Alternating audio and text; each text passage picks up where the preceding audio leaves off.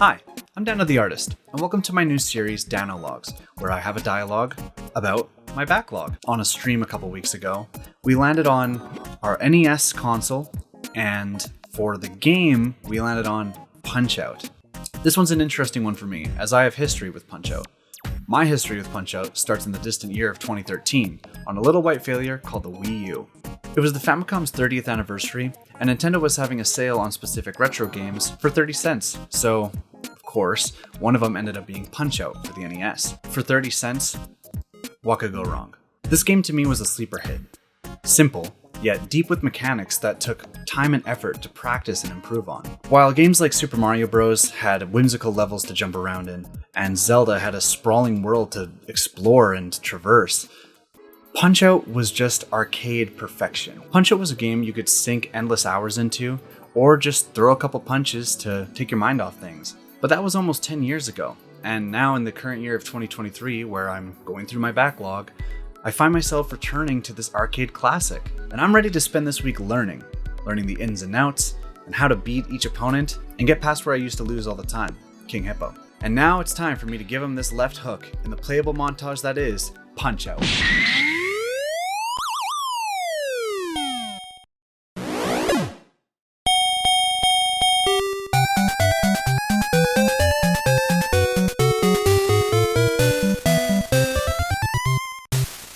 On Monday, day 1, I found myself getting up off the ground more than I had remembered. The truth is, in the past 9 years since I played the game last, I kinda forgot what a lot of the strategies were. But with a little playing around and trial and error, I found myself getting my footing again. Title bout. I'm about to hand you this title, bro. Bitch. Punch-Out!, by its design, is addictive, challenging fun. The way you're forced to read each opponent's movements by their animations, the way the game teaches you by practicing is inherently great design. It might seem like a cute touch that Doc Lewis, Little Mac's coach, talks to him and gives him some advice in between each round, as a coach should. But really, it's the game giving you subtle hints, disguised, for you to figure out what to look for in order to beat your current opponent. This only clicked in when I was versing King Hippo and getting my skull crushed in by his potamus fists. Oh, I see. Though the opponents after King Hippo were sure to be worthy adversaries, I really could have just called it quits here, wrap it up, pat myself on the back, and say, well, what else is there for the week? But this game had its hooks in me. During that stream, I'd end up getting stuck on Piston Honda 2, and called it quits for the night. But I learned I had to train.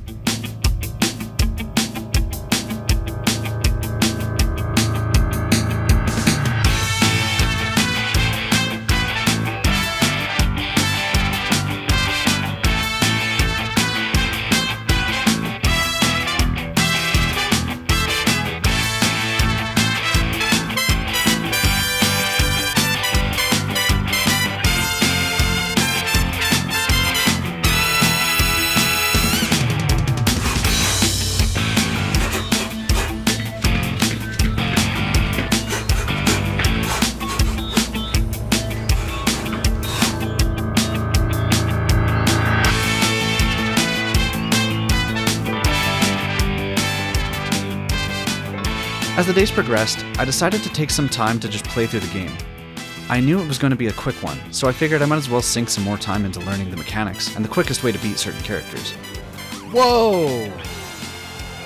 Okay, so I just learned something. I started to find that I could beat opponents in one run rather than getting my ass handed to me time and time again. As much as I got frustrated with fights like Piston Honda 2, through trial and error, I finally managed to beat opponents that made me rage.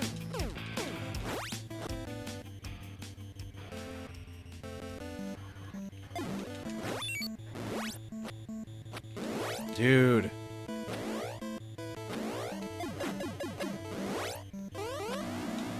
I got him. I think that's it. I think he dies.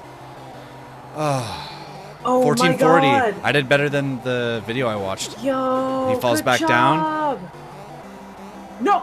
Oh. Yes. Oh my God. Oh. Holy shit. Good job. Thank you. Yes. Jesus Christ. Hell yeah. Fuck, that was hard. But there is something I want to do. I want to try it one more time. What is wrong with you? What? Who cares? Wait for it.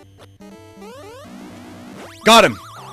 Nice. That's a faster time. Shit. Faster time, and I got him at a higher point count too. What did I say? Holy.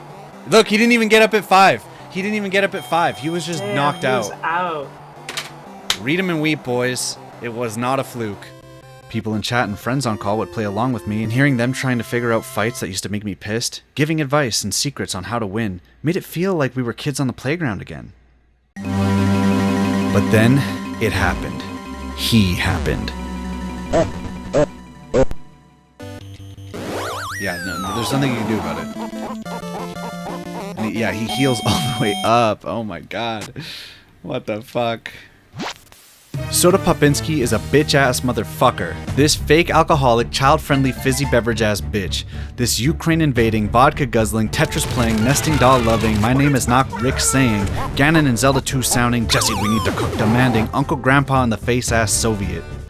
This roid rage-ass, drunk-driving, life-ruining piece of shit has so much alcohol in him, he could survive another sinking of the Titanic. He does not stay down. I will not lie, I was stuck on this roid-pumping meathead for like 2 days.